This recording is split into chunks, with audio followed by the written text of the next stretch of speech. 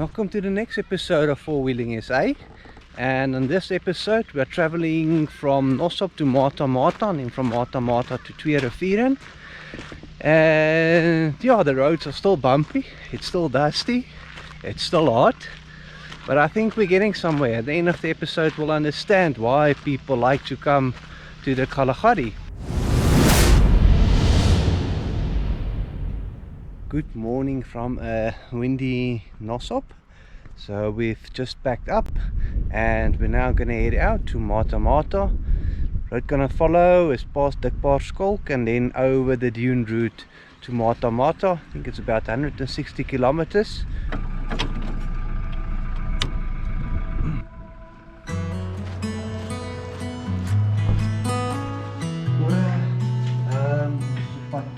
Mata too. I think the same spot.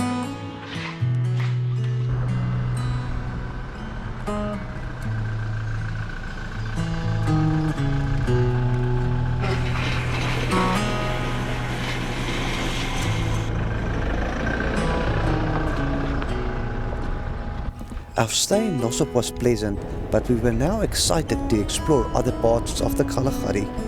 But first we had to wait for this tortoise to cross the road safely.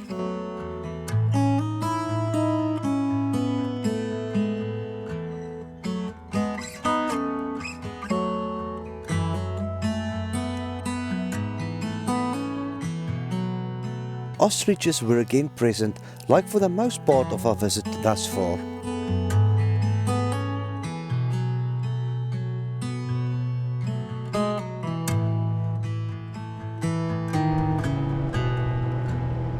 The road to Mata is a long one. The plan is to drive to Degrading and from there turn off onto one of the dune routes.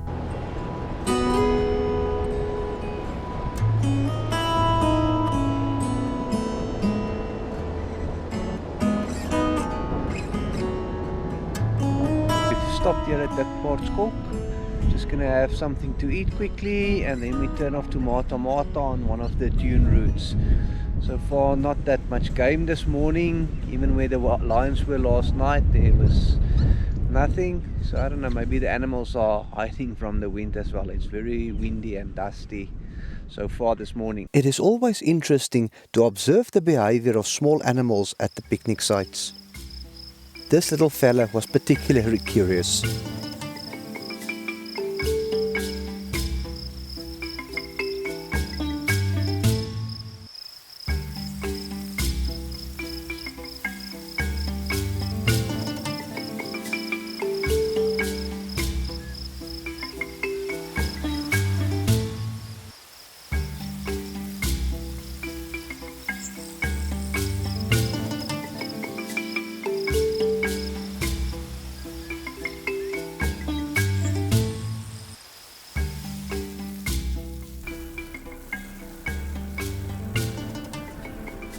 It was time to push on and we turned off onto the dune road. It was as if we drove into a different world. The scenery was just amazing. It almost felt strange to see a herd of hartebeest outside the riverbed.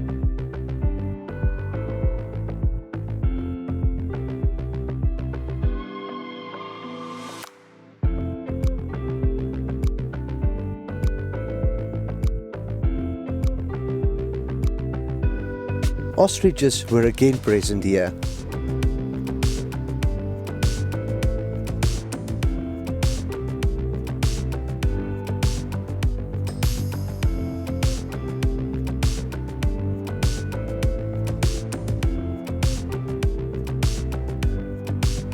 These waterholes with windmills next to them reminded me of the days when all the waterholes were like this. You understand why it has been changed to solar, but the windmill just feels more special. It was a windy morning, even the birds struggled.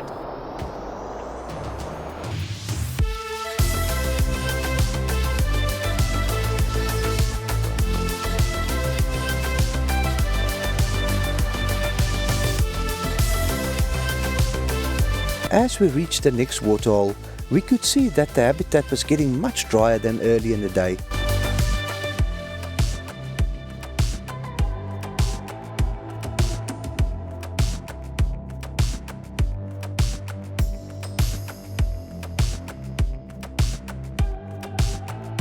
it really started to feel like a desert.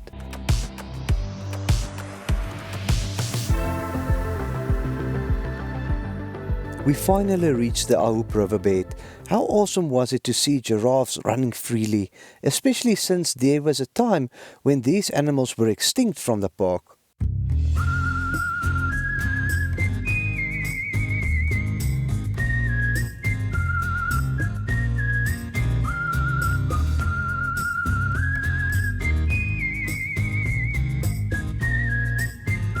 What was not extinct was the ever-present gemsbok. We found a lion at the 13th or 14th bar roll, but he was asleep and very far away.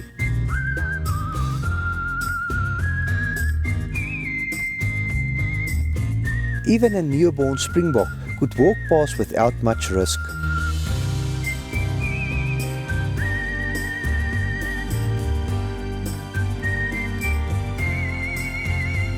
Wildebeest, like our lion, also like to spend half of the day resting.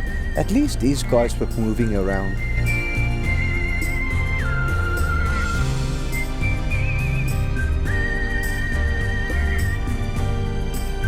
We finally reached Mata after a long drive.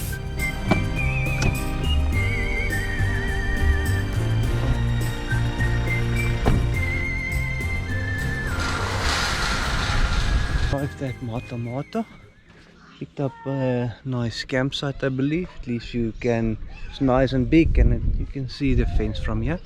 So now I'm on my way to quickly go and check in. And then we'll just hang around camp, beach camp. Kids will go and have a swim. At least the swimming pool is nice and close by. It's a bit hot, not too hot, 35 or something like that. Yeah, at least it's a bit cloudy.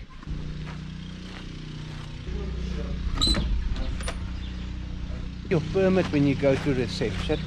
This is fine, I can take it in later, but yeah, always tend to forget to hand in the permit. This is what the campsite looks like. We're over there, and I think you've got about 20 campsites over here. We've got some chalets here on the left, and then over there is the swimming pool. Next to it, the ablution. So yeah, let's start with mission camp setup. The afternoon we went back out in the hope of finding the lion again. What we witnessed was not a lion, but something very special for this part of the world.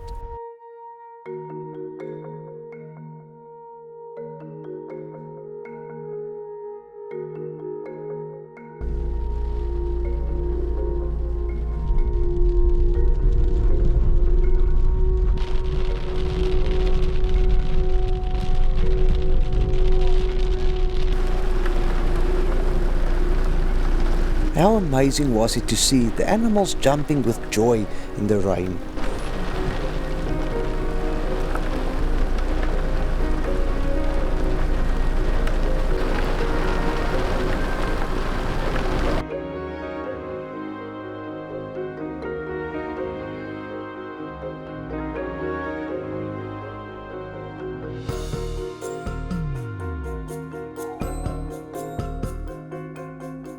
This guy also got his house cleaned.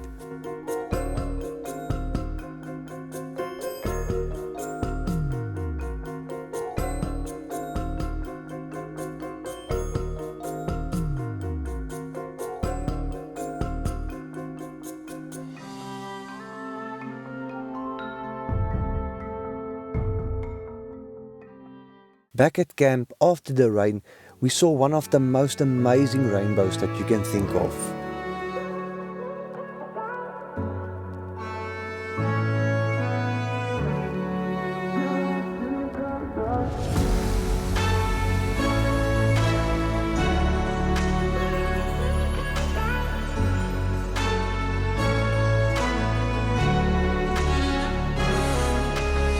How amazing was that rainbow?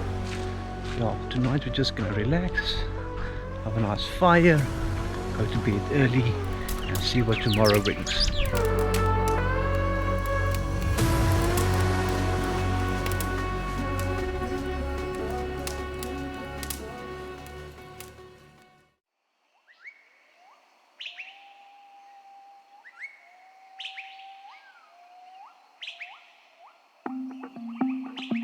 We woke up to a clear sky and spoiled ourselves with some very nice flapjacks for breakfast.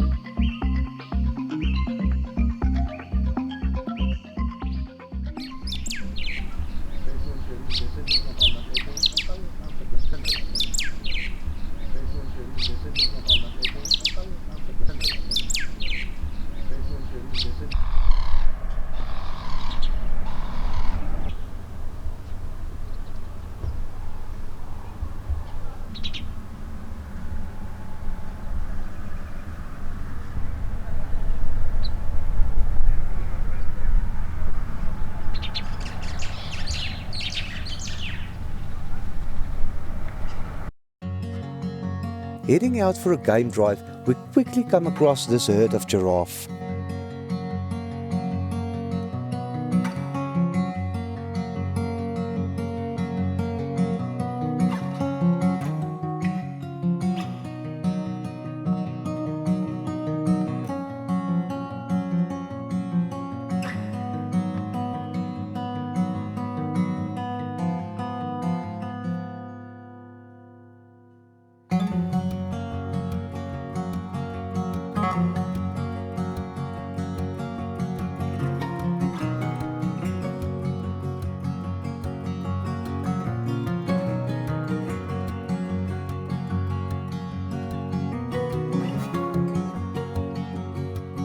This guy was trying to get out of the road. Come on, little buddy, you can do it.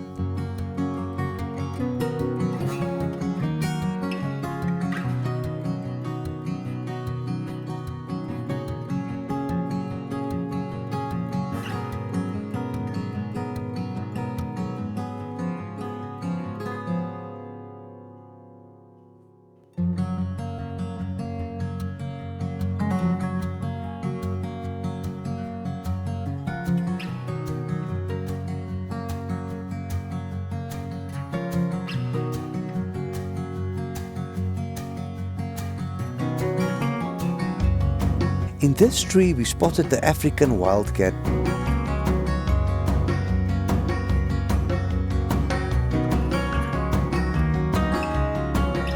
A lone jackal next to the road decided it was time for a nap. That was not a very successful move. At least we saw that small wildcat in the tree. Quite nice. And then this little tortoise crossing the road, and yeah, the jackal at the end summed it up. A bit boring, but at least beats a day out in the city. Just an overview of the camp. There's the filling station. Over there is the shop. Not a very big shop. You can find some drinks or whatever, wood, although the wood is a bit on the expensive side. 50 rand a small bag, and what we've seen is that in Nosob it's actually 45 rand a bag, so a bit expensive here. And then over there is the border of the border post into Namibia. What we've seen is that it doesn't really help just to drive around, and it's better sometimes to go out early in the morning. That's not always possible, and then go out later in the afternoon when it's a bit cooler. During the middle of the day it seems most of the animals are just hiding in the shade, so you don't really see much. It's better to go back in camp, relax, see what else is there to do around camp, go to the heights, go have a swim in summer.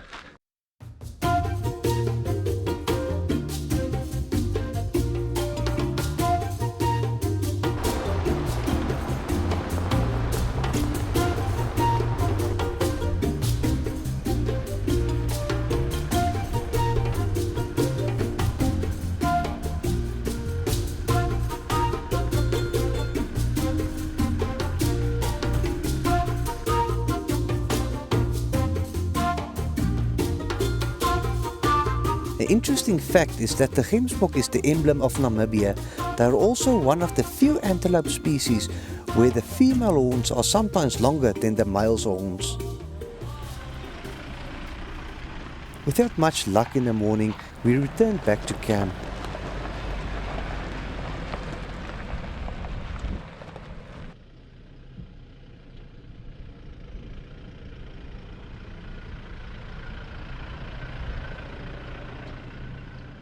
Tonight or this afternoon we are having a early dinner because we're going to go for a late game drive from just before the gates close.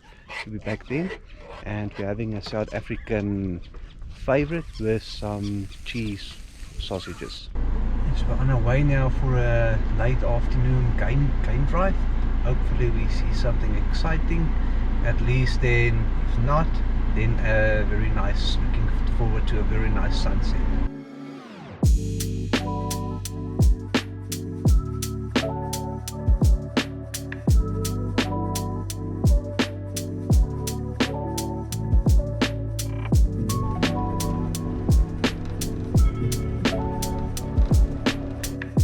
The martial eagle is common in large conservation areas but uncommon elsewhere. They prefer savanna and bushveld, but also occurs in semi-desert habitats.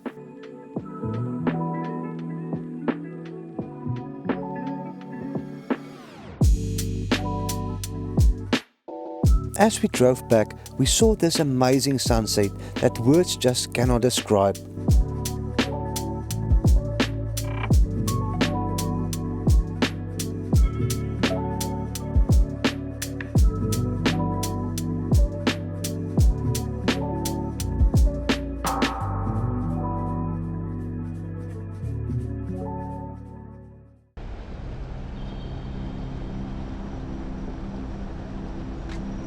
The day started where the previous day left us, with an amazing sunrise.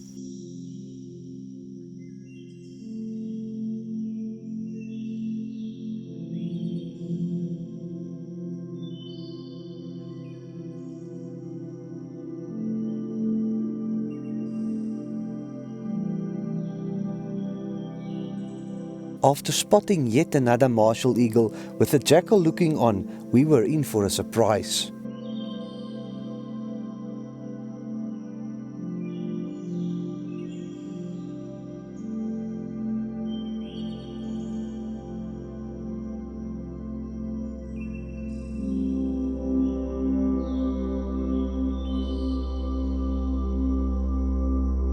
In the road there were still signs where the cheetah has crossed the road.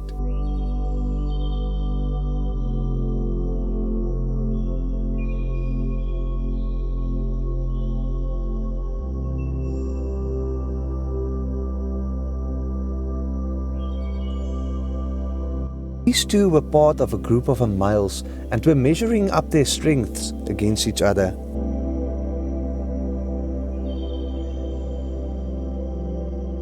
When fighting, springbucks will lock their horns, sometimes becoming inextricably bound together, which leads to the vehement circling with severe jerking and twisting to try to disentangle each other.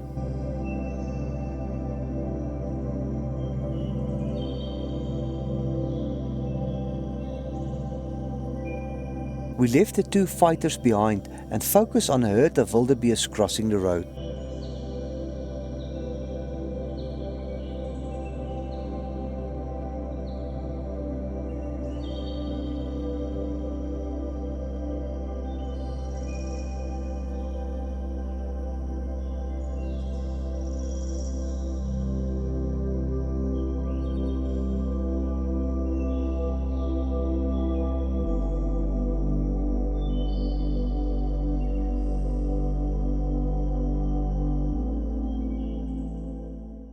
Kamkwa picnic site, and people came to us and told us, no, there's a cheetah over there very close to the picnic site, so we're just quickly gonna have something to eat, then we move on. But it's very nice to be standing here and then you know there's a cheetah that close to you.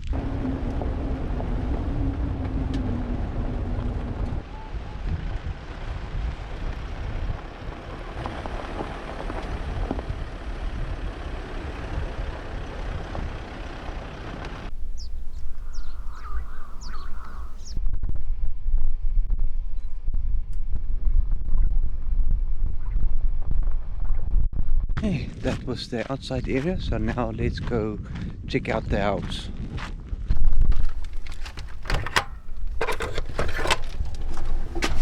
Old houses like these are fascinating to see how people lived many years ago. In a way, it makes one feel a bit jealous about the calm and the peace that the people might have had here.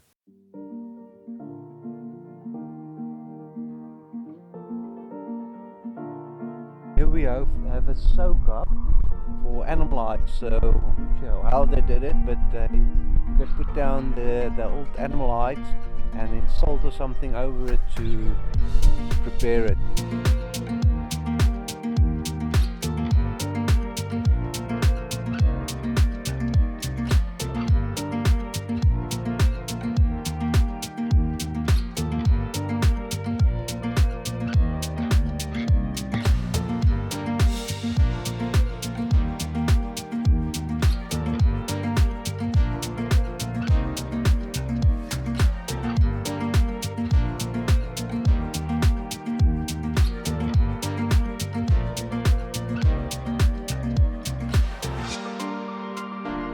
But it was time for us to head back.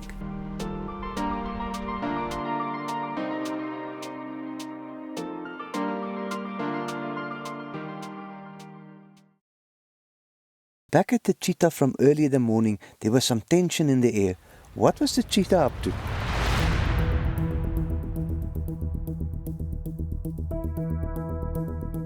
We just came across a cheetah and it seems as if he's trying to hunt down some springbucks, so let's see how it goes.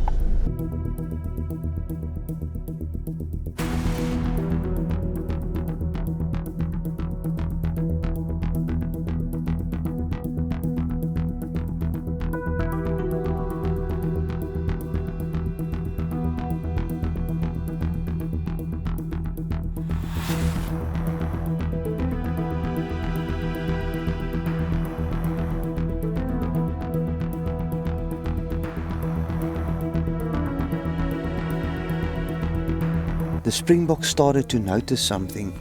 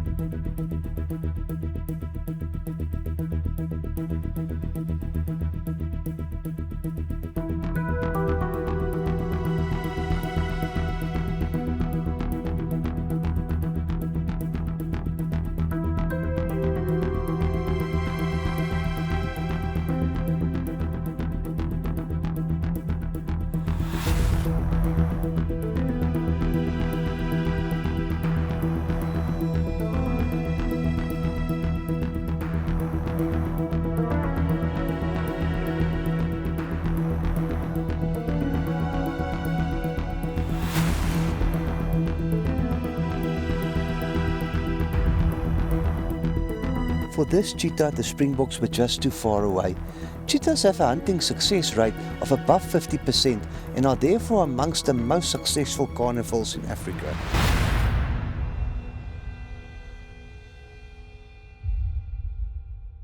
The cheetah decided to give up the hunt and wait for a better opportunity. Well, that was an exciting morning. Two times we saw cheetahs. Last time we saw him twice and almost had a kill. Unfortunately it didn't work out for him, but still very nice to see.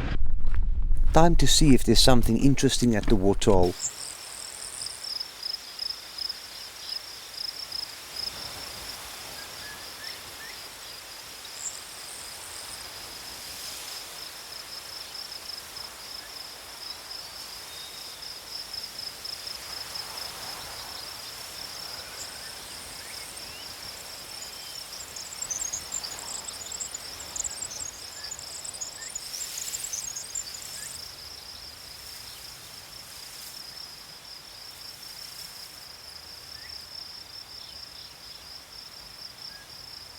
A group of meerkats is called a mob.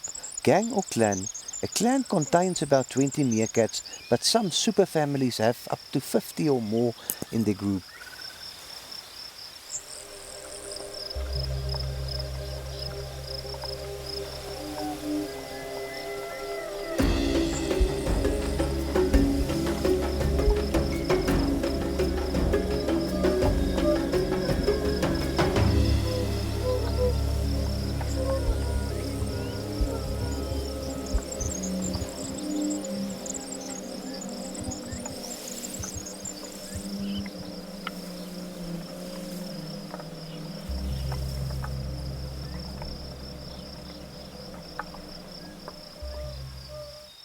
The campsite at Mata has around 20 sites which are clearly marked. Each site has a braai with a shed to tap. A generator provides power for about 16 hours per day.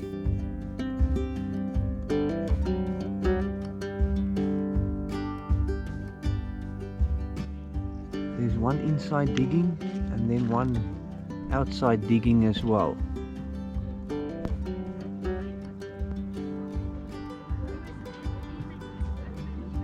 So that's the end of our day.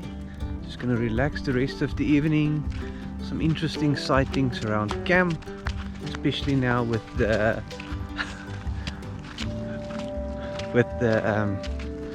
meerkats, stokstert meerkat, we call them in Afrikaans.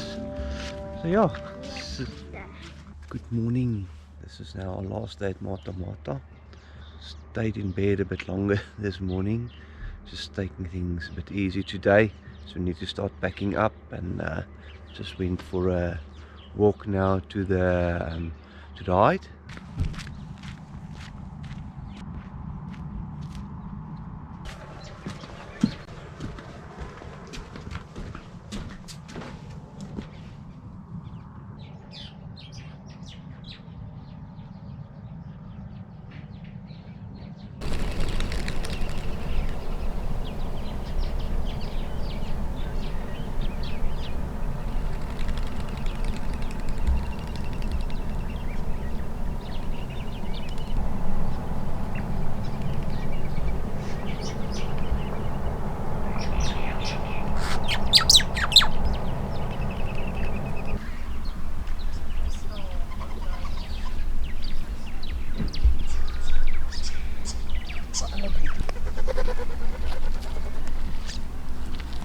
Back from the walk to the height, and yeah, gonna go for a short game drive now, and hopefully we see something exciting.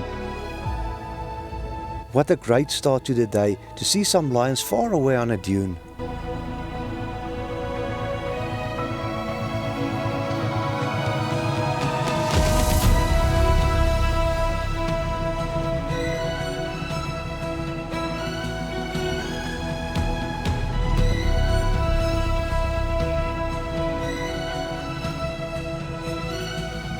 How special is it to see this young springbok with mom looking on?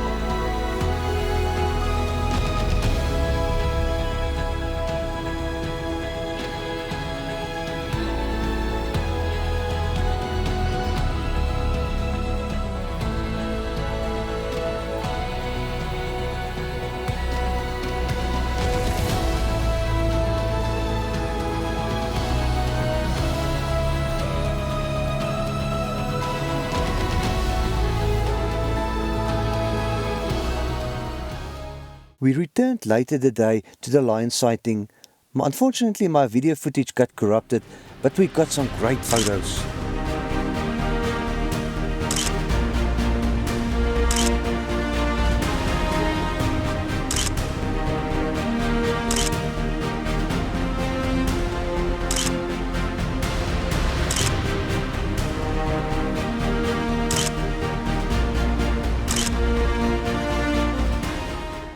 Tonight was unfortunately going to be our last night at Mata Mata.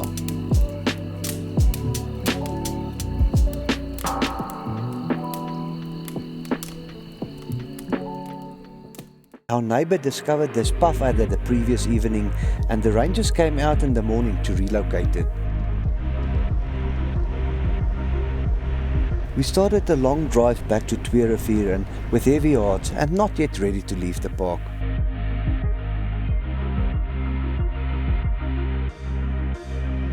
Thankfully we had a lion sighting to make us feel just a little bit better.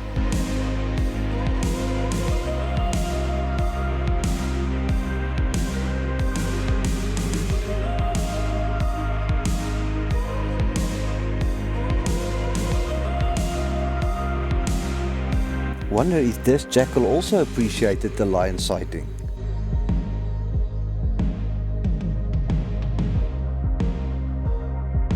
This tortoise was in a hurry.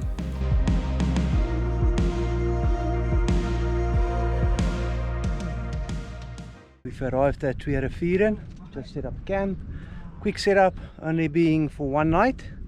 So yeah, just gonna relax around camp a bit and then later we'll go for another game drive in the direction of Nossob, see if we can see something else. So far it's been a good morning. We've seen lions again, so yeah, we're happy with that. We paid a visit to the information center. I can highly recommend it since it's full of fascinating facts about the park.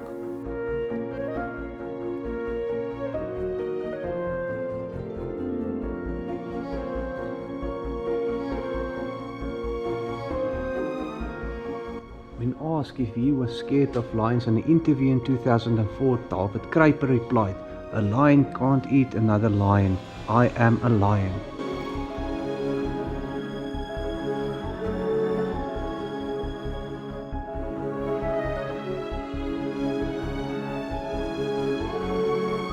The camp has a restaurant as well if you want someone to prepare your food for you.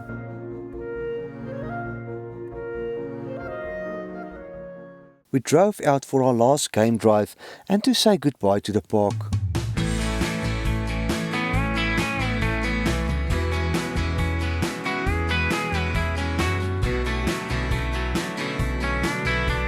The campsite at Twee Rivieren feels much more busy than the other camps, but it can still offer an amazing sunset and will be it a night or a day in the city every day of the week.